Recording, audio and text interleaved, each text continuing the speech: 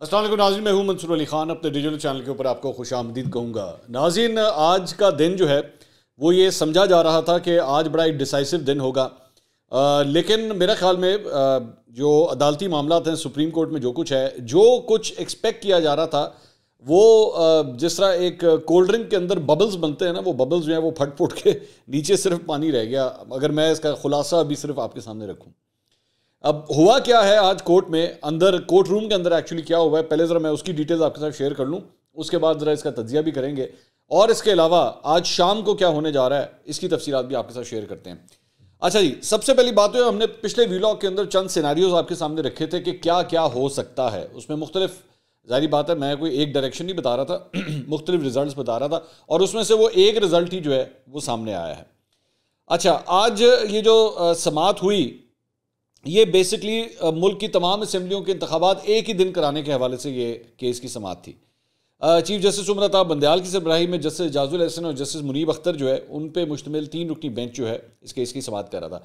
अच्छा, मैं पहले ही आपको बता दूं कि मैं ये एक्सपेक्ट कर रहा था कि आज की समाअत के अंदर जो है ना, वो जो ऑडियो आई थी चीफ जस्टिस उमर अता बंदयाल की मुबैना सास की, जो मुबैना एक ऑडियो आई थी, शायद उसका जिक्र होगा, लेकिन हैरानकुन तौर पे इस सिलसिले में कोई बात नहीं हुई, मतलब ऐसे जैसे कुछ हुआ ही नहीं है, which was quite surprising for me.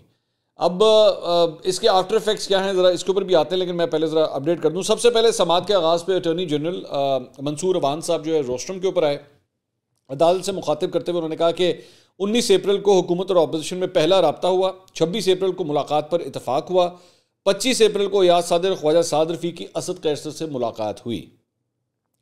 Asad Qaiser ने बताया कि वो मुज़ाकरात के लिए बाइख्तियार नहीं हैं। गुज़श्ता रोज़ हुकूमती इत्तेहाद की मुलाकातें हुई, 2 जमातों को मुज़ाकरात पर एतराज़ था लेकिन रास्ता निकाल लिया गया। चेयरमैन सेनेट ने ऐवान बाला में हुकूमत और अपोजिशन को खतूत लिखे हैं। उन्होंने हुकूमत और अपोजिशन से 4 नाम मांगे हैं। चीफ जस्टिस ने पूछा कि क्या असद कैसर के बाद क्या कोशिश की गई कि कौन मुज़ाकरात के लिए बाइख्तियार है, तो जवाब में अटॉर्नी जनरल ने कहा कि मंगल को मीडिया से मालूम हुआ कि शाह महमूद कुरैशी मुज़ाकरात के लिए अब बाइख्तियार हैं, कि उनको ये जिम्मेदारी जो है वो दी गई है। तो चीफ जस्टिस ने पूछा कि चेयरमैन सेनेट जो है वो उनसे किस हैसियत से रब्ता किया गया। अटॉर्नी जनरल ने कहा जी सेनेट विफाक की अलामत है, इसलिए चेयरमैन सेनेट को कहा गया। चीफ जस्टिस ने कहा कि 19 अप्रैल को चैम्बर में आपसे मुलाकात हुई, हमारे एक साथी की अदम दस्तयाबी के बायस 4 बजे समाअत नहीं हो सकी। फारूक इशनाइक ने कहा था कि चेयरमैन सेनेट सहूलत कारी करेंगे। चेयरमैन सेनेट ना हुकूमत के नुमाइंदे हैं ना अपोजिशन के। चीफ जस्टिस ने अपने रिमार्क्स में मजीद कहा कि हुकूमत मुज़ाकरात में संजीदा है तो खुद इकदाम उठाती। मुज़ाकरात करने पर अदालत मजबूर नहीं कर सकती। अदालत सिर्फ आइन पर अमल चाहती है ताकि तनाज़े का हल निकले। अदालत को कोई वजाहत नहीं चाहिए, सिर्फ हल बताएं। चेयरमैन सेनेट इजलास बुलाएंगे, इसमें भी वक्त लगेगा। पीपल्स पार्टी की जानिब से फारूक इशनाइक वहाँ पर मौजूद थे। उन्होंने कहा कि तमाम हुकूमती इत्तेहादी जमातें PTI से मुज़ाकरात पर आमादा हैं। सेनेट वाहिद इदारा है जहाँ तमाम जमातों की नुमाइंदगी मौजूद है। फारूक इशनाइक ने मजीद कहा कि चेयरमैन सेनेट का किरदार सिर्फ सहूलत फराहम करना है। मुज़ाकरात सियासी जमातों की कमेटियों ने ही करने हैं। सियासी इशू है, इसलिए सियासी कायदीन को ही मसला हल करने दिया जाए। सियासत का मुस्तकबिल सियासतदानों को ही तय करने दिया जाए। इस दौरान शाह महमूद कुरैशी जो है वो रोस्ट्रम के ऊपर आए और अदालत से मुखातिब करते हुए उन्होंने कहा कि हुकूमत के इसरार पर अदालत ने सियासी इत्तफाक राय के लिए मौका दिया था। तमाम जमातों की सियासी क़यादत अदालत में पेश हुई थी। PDM में आज भी मुज़ाकरात पर इत्तफाक राय नहीं है। अदालती हुक्म को PTI ने संजीदगी से लिया। सुप्रीम कोर्ट का 14 मई का फैसला हतमी है। अदालत ने कौमी मफाद में सियासी जमातों को मौका फराहम किया। तहरीक इंसाफ के साथ फिलहाल कोई राब्ता नहीं हुआ। PTI ने मुझे, फवाद चौधरी और अली जफर को मुज़ाकरात के लिए नामजद किया था। असद कैसर ने हुकूमत को मुझसे रब्ता करने का कहा, आज तक मुझसे किसी ने रब्ता नहीं किया है। चेयरमैन सेनेट ने गुज़िश्ता रोज़ फ़ोन पर कहा कि वज़ीर आज़म के इसरार पर रब्ता कर रहा हूँ। चेयरमैन सेनेट से कहा कि सुप्रीम कोर्ट में जो तजावीज़ दी गई थी वो कहाँ हैं। सेनेट कमेटी सिर्फ ताख़िरी हरबे हैं। कौमी असम्बली का इजलास बुलाकर रूल्स की खिलाफ वर्जी की गई। धरने के दौरान कहा था पार्लिमान मेरा सियासी काबा है। ज़ेर समात मामले को पार्लिमान में ज़ेर बहस नहीं लाया जा सकता। पार्लिमान में धमकी आमेज़ लहजे और ज़बान सुनकर शर्मिंदगी हुई। पार्लिमान में कहा गया कि तौहीन पार्लियामेंट हुई है। हुकूमत संजीदा है तो अभी मुज़ाकरात के लिए तैयार हैं। चीफ जस्टिस ने रिमार्क्स दिए कि ये सियासी बातें हैं, हम केस के बारे में बात कर रहे हैं, आप कह रहे हैं कि संजीदगी के साथ रब्ता नहीं किया गया। शाह महमूद कुरैशी साहब ने कहा कि जी PTI बातचीत के लिए संजीदा है, हम आज ही बैठने को तैयार हैं। हुकूमत ने आइन और अदालती फैसले की खिलाफ वर्जी का फैसला कर रखा है। फारूक इशनाइक ने कहा कि आइन और पार्लियामेंट को कौन नीचा दिखा रहा है, इस पर नहीं जाना चाहिए। शाह महमूद कुरैशी ने जो तकरीर की इससे ऐसे इत्तफाक राय नहीं हो सकता। चेयरमैन सेनेट को नाम दें, कल ही बैठने को तैयार हैं। मौलाना फजल रहमान को सेनेट ने मुज़ाकरात पर आमादा कर लिया है। चीफ जस्टिस ने रिमार्क्स दिए कि मुज़ाकरात के मामले में सब्र और तहम्मुल से काम लेना होगा। अदालत का कोई हुक्म नहीं, सिर्फ तजवीज़ है। कौमी मफाद और आइन के तहफ़्फ़ुज़ के लिए इत्तफाक ना हुआ तो जैसा है वैसा ही चलेगा। नाम देने में क्या साइंस है? क्या हुकूमत ने 5 नाम दे दिए? फारूक इशनाक ने कहा कि पीटीआई चाहे तो 3 नाम दे दे, 5 लाजमी दें। हुकूमत के नाम 3-4 घंटे में फाइनल हो जाएंगे, बैठेंगे तो बात होगी, गिले शिकवे होंगे, हल भी निकलेगा। इस पर चीफ जस्टिस ने कहा कि फारूक इशनाक को भी मुज़ाकरात में रखा जाए ताकि मामला ठंडा रखा जाए। शाह महमूद कुरैशी ने कहा कि चेयरमैन सेनेट ने सिर्फ सेनेटर्स के नाम मांगे हैं।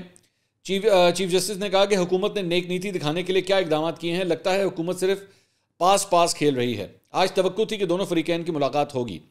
अटॉर्नी जनरल ने कहा कि कोशिश होगी कि दोनों कमेटियों की आज पहली मुलाकात हो जाए। 1977 में सियासी हालात इतने कशीदा नहीं थे जितने आज हैं। वहाँ पे जो वकील थे शाह खावर, उन्होंने कहा कि दोनों फरीकैन मुत्तफिक हों तो हल निकल आएगा। फवाद चौधरी ने कहा कि सुप्रीम कोर्ट भी आइन तब्दील नहीं कर सकती, सियासी जमातों को इलेक्शन की तारीख देने का इख्तियार नहीं मिलना चाहिए। ऐसे हुआ तो कोई भी हुकूमत इलेक्शन के लिए फंड जारी नहीं करेगी। पार्लिमान और अदालत नहीं, सुप्रीम सिर्फ आइन है। सियासी जमातों का इत्तेफाक राय भी आइन तब्दील नहीं कर सकता। पीटीआई की जानिब से अली जफर जो उनके वकील थे, उन्होंने कहा कि माहौल साजगार होगा तो मुज़ाकरात मुमकिन होंगे। मुज़ाकरात के लिए वक्त मुकर्रर करना लाजमी है। मुज़ाकरात में ताख़ीर से मकसद फौत हो जाएगा। चीफ जस्टिस ने रिमार्क्स दिए कि मुज़ाकरात तो पहले ही हो जाने चाहिए थे। अदालती फैसले, आइन और कानून मौजूद हैं। कौमी मफाद और आइन के तहफ़्फ़ुज़ के लिए इत्तफाक ना हुआ तो जैसा है वैसे ही चलेगा। उसके बाद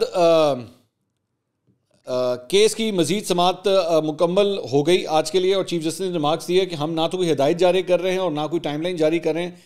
इस केस का तहरीरी फैसला जारी करेंगे, अदालत मुनासिब हुक्मनामा जारी करेगी। तो ये जनाब अंदर की जो डेवलपमेंट थी वो ये हुई है। अच्छा, अब ज़रा इसको 1 मिनट के लिए आपको वैलिडेट करने की ज़रूरत है। सबसे पहली बात तो ये कि हमने आपको पिछले व्लॉग के अंदर बात की थी कि एक मुमकिनात में से ये है कि मोस्ट प्रॉब्ली शायद मुज़ाकरात के लिए भी कहा जा सकता है कि जी ठीक है, इसको ही कंटिन्यू करें। इस सारी चीज़ के अंदर साकिब निसार साहब की जो ऑडियो आई है लेटली, उसका कोई जिक्र नहीं हुआ। जो चीफ जस्टिस की सास की मुबैना ऑडियो है, उसका कोई जिक्र नहीं हुआ। इसके अलावा कल रात को जो पार्लियामेंट के अंदर तकरीरें हुई, जो कि बड़ी हार्डकोर किस्म की तकरीरें थी, उसका कोई जिक्र नहीं हुआ। सिर्फ और सिर्फ मुज़ाकरात और मुज़ाकरात के बारे में बात हुई। ये ज़हन में रखिएगा, चीफ जस्टिस ने आज सिर्फ एक ही केस सुना, दीगर केसेस जो हैं उन्होंने नहीं सुने। अब इस सारे प्रोसेस के अंदर जो आज कार्रवाई हुई है और जो मैंने भी थोड़ी देर पहले आपको ये सारी बात बताई है, इससे लगता यही है कि चीफ जस्टिस भी जो है ना वो अब मुज़ाकरात वाले रूट की तरफ ही जा रहे हैं। और वो जो पहले गुस्सा और बड़े हार्डकोर तरीके से मतलब चीफ जस्टिस के रिमार्क्स आ रहे थे, वो भी अब ठंडे पड़ गए हैं। अब जाहिर बात है बहुत से लोग इसके ऊपर तज्जिए करेंगे कि जनाब ये शायद ऑडियो का कमाल है, या ऑडियो की वजह से, या जो प्रेशर डेवलप हुआ है, या चीफ जस्टिस को भी आइडिया हो गया कि इन लोगों ने मेरी बात नहीं माननी तो चलें ठीक है इसी रूट की तरफ चलते हैं। लेकिन ओवरऑल मैं इसके ऊपर ये बात यहाँ पे ज़रूर रजिस्टर करना चाहूँगा कि ये अफसोसनाक बात है। ये इंतहाई अफसोसनाक बात है कि एक चीफ जस्टिस को जो है वो एक्चुअली फ़ैसला देने के बजाय, इस डायरेक्शन की तरफ जाने के बजाय वो खुद जो है ये पंचायती वाली साइड पे निकल गए। ज़हन में रखिएगा, कल शहबाज शरीफ साहब ने अपनी तकरीर के अंदर ये बात कही थी कि जनाब आप कोर्ट हैं, पंचायत नहीं है, लेकिन काम सारे पंचायतों वाले ही हो रहे हैं, कोर्ट के भी और दोनों फरीकैन के भी।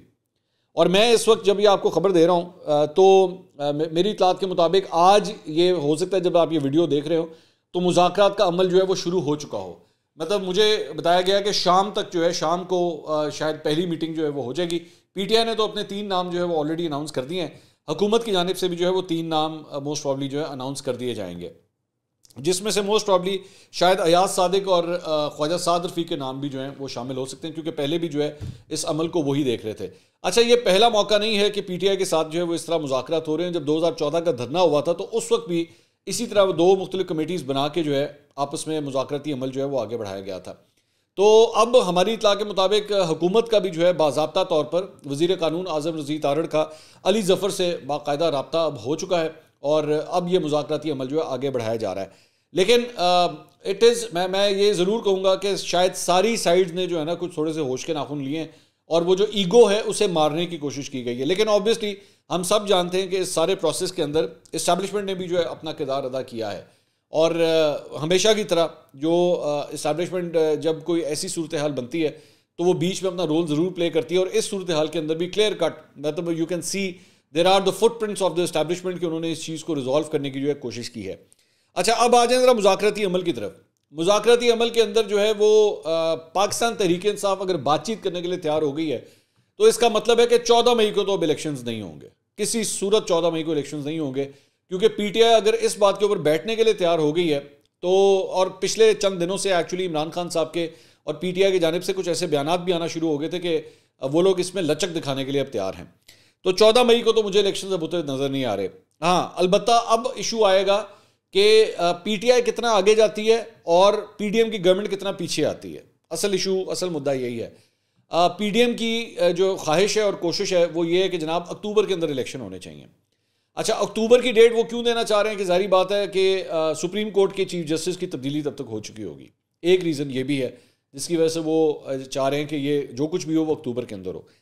दूसरी जानिब पीटीआई की ये कोशिश है कि जो कुछ भी हो वो मौजूदा चीफ जस्टिस की के टेन्योर के अंदर अंदर हो, और वो फिलहाल जो मेरी इतलात है पीटीआई कैंप से, वो जुलाई से आगे नहीं जाना चाह रहे। मैक्सिमम जुलाई या फिर अर्ली अगस्त, इससे आगे वो जाना नहीं चाह रहे। जुलाई अगस्त के अंदर अगर आपने ये इलेक्शन करवाने हैं तो मई के अंदर हर सूरत में, मई में या जून के शुरू के अंदर जो है आपको हर सूरत असम्बलियों को तहलील करना होगा। कौमी असम्बली को भी, सिंध असम्बली को भी, बलूचिस्तान असम्बली को भी तहलील करना होगा। अब इशू ये है कि बजट जो है वो किस तरह दिया जाएगा। तो ये मुमकिन है कि बजट जो है वो देते साथ ही असम्बलियाँ जो है वो तहलील कर दी जाए, बात जो है वो इस तरफ जा सकती है। लेकिन क्या पीडीएम इसके ऊपर लचक दिखाने के लिए तैयार होती है, यानी ये सबसे बड़ा सवालिया निशान है।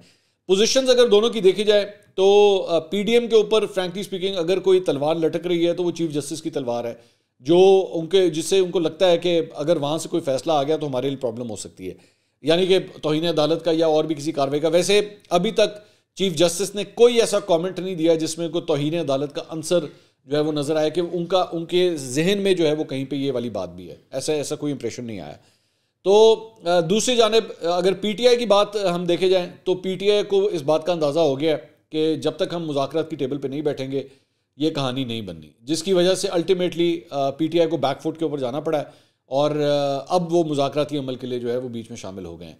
अच्छा, एक सरप्राइजिंग फैक्ट इस चीज़ के अंदर ये है कि असद कैसर साहब का नाम जो है वो पहले मतलब डिस्कशंस भी उनके साथ हो रही थी, और मेरी इतलात के मुताबिक पीडीएम जो है वो वैसे भी असद कैसर साहब के साथ बातचीत करने के लिए ज़्यादा रजामंद दिखाई देती है।